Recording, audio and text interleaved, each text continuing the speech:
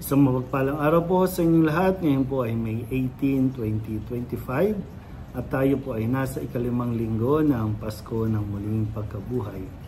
Ating po unang pagbasa at pagninilay sa araw nito ay hinango mula sa mga gawa ng mga apostol, chapter 14, verses 21 to 27. Noong mga araw na iyon, nagbalik sina Pablo at Bernabe sa Listra, sa Iconio at sa Antioquia ng Pisidia. Pinatatag nila ang kalooban ng mga alagad at pinagpayuhan na manatiling tapat sa pananampalataya. Magdaranas muna tayo ng maraming kapigatian bago makapasok sa kaharian ng Diyos. Turo nila sa kanila. Sa bawat simbahan, umirang sila ng matatandang mamamahala at matapos manalangin at mag-ayuno, ang mga ito'y tinagubilin nila sa Panginoon na kanilang pinananaligan. Tinahak nila ang Pisidia at nakarating ng Panfilia. Ipinangaral nila sa Perga ang salita ng Diyos at pagkatapos ay bumaba sila sa Atalia. Mula roon, naglayag silang pabalik sa Antioquia. Dito sila nagsimula ng gawaing ginanap nila matapos silang itagubilin sa pagkakalinga ng Diyos. Pagdating doon, tinipon nila ang mga kaanib ng simbahan at isinalaysay ang lahat ng ginawa ng Diyos sa pamamagitan nila, at kung paanong binuksan niya ang daan upang makapanampalataya ang mga hintil. Ang salita ng Diyos.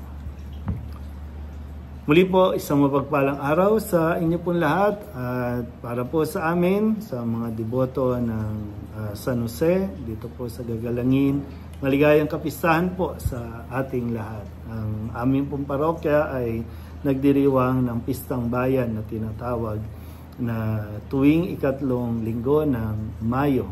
Magamat ang kapistahan ni San Jose ay tuwing March 19 at May 1, no, sa base sa liturgical calendar natin, pero sa atin po dito sa lugar namin sa Gagalangin, ang mga tao ay naging tradisyon na nila na ipagdiwang ang kapistahan ni San Jose tuwing ikatlong linggo ng buwan ng Mayo.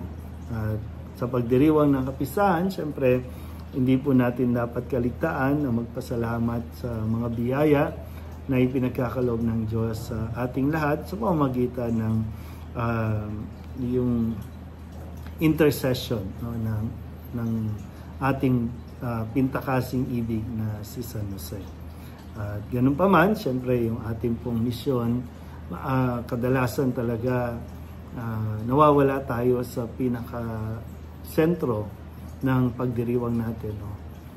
Katulad nga sa unang pagbasa, itong mga alagad sa pangunguna ni Pablo at Bernabe na kung saan ay naging misyon nila ang magpahayag ng mabuting balita sa mga yung mga tinatawag na hintil, no? Yung mga hindi Hudyo o hindi kabilang doon sa kanilang komunidad.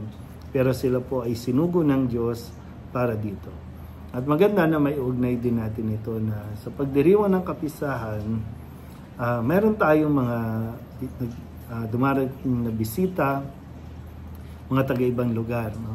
So sila po ay pumupunta para makipamiesta. Pag sinabi yung fiesta, makikikain. Pero yun nga po, no?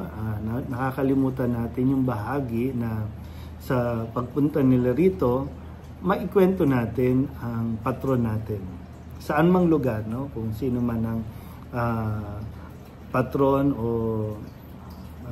tinatawagan ninyo mga santo dahil nga sa fiesta, no? Lahat naman kasi ang fiesta ay isang religious event, no? O activity na nagiging magandang pagkakataon sana para ikwento ang karanasan ninyo sa Diyos, ang karanasan ng biyaya, ng pagbuhos ng biyaya ng Diyos sa inyo at sa inyong pamilya, sa pamagitan nga, no, ng isang santo o santa. Kaya nawa po sa pagdiriwang natin ay huwag natin makaligtaan na gampanan ang atin pong pakikibahagi sa pagiging propeta ni Kristo, at yan yung pagsasalita o pagpapahayag ng mabuting balita. Kaya muli po, isang maligayang kapistahan sa inyo pong lahat.